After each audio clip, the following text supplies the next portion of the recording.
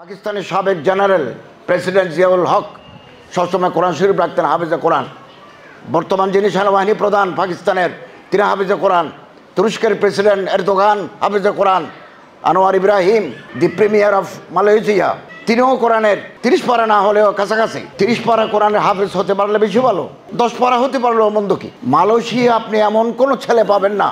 I have visited Malaysia several times to attend seminar and symposiums. আপনি যে কোনো college ইউনিভার্সিটির স্টুডেন্টকে শুদ্ধভাবে কোরআন তেলাওয়াত করেনওয়ালা পাবেন। এবং আমি মৌলানা নাসির আহমদ নাসিরি সাহেবের কাছে আবেদন করব, মৌলানা হাফিজ তৈয়ব সাহেব যিনি প্রাইভেট অ্যাসোসিয়েশন মাদ্রাসার সভাপতি, ওনার কাছে আবেদন করব, আমাদের যে সমস্ত ছেলেরা আন্তর্জাতিক পর্যায়ে পুরস্কার নিয়ে আসতেছেন তাদের নার্সিং করে তাদেরকে যাতে ভালো আলেম, প্রাজ্ঞ, বিজ্ঞ, অভিজ্ঞ আলেম আন্তর্জাতিক মানের তৈরি করতে পারি, তাদেরকে সেদিকে আমাদের মনোনিবেশ করা দরকার।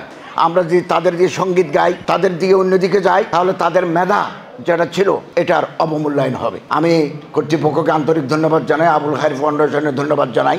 আমরা আশাবাদী, আমাদের অন্তরের ভিতরে আশা জাগ্রত করে যে মেধার দিক দিয়ে আমরা অগ্রসর। আমি নিজেই চট্টগ্রাম বিশ্ববিদ্যালয়ের ছাত্র। আমি এইমাত্র একটা মাদ্রাসায় দরস দিয়ে আসতেছি, গতকাল ক্লাস নিয়েছে আন্তর্জাতিক ইসলামিক ইউনিভার্সিটিতে। রাত 9টায় মালয়েশিয়া দেখছে মেয়েরা ক্লাস করে বেরোচ্ছে। আপনি কল্পনা করতে পারবেন বাংলাদেশের কোনো কলেজ, কোনো ইউনিভার্সিটিতে রাত 9টায় মেয়েরা ক্লাস করে হলে যাবে? কেন আমরা করতে পারি নাই? এটা আমাদের ব্যর্থতা। আমাদের সচেতন হতে হবে, আমাদের তরুণ প্রজন্মকে জ্ঞানমুখী করতে হবে। স্কুল, কলেজ, ইউনিভার্সিটি, মাদ্রাসা হচ্ছে centre of learning. It is not a place of politics, dirty politics. আমরা যদি সচেতন হই, ইনশাআল্লাহ আমরা আমাদের এই পরিবেশ বদলাতে পারবো। মাদ্রাসার ভিতরে কোনো ধরনের হানাহানি, মারামারি নাই। 100 বছরের ভিতরে বাংলাদেশের কোনো হেফজখানায়, কোনো মাদ্রাসায় স্টুডেন্ট কনফ্লিক্টের কারণে মানুষ মারা গেছে এরকম কোনো নজির নাই। এখানে কোরআনের বরকত, হাদিসের বরকতে আমরা আশাবাদী বাংলাদেশ আগামী দিনে কোরআনের ক্ষেত্রে সারা বিশ্বকে নেতৃত্ব দিতে সক্ষম হবে।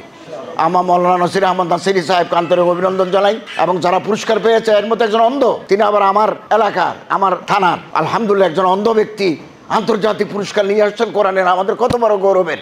আমরা তাদের মোবারক হায়াত কামনা করি।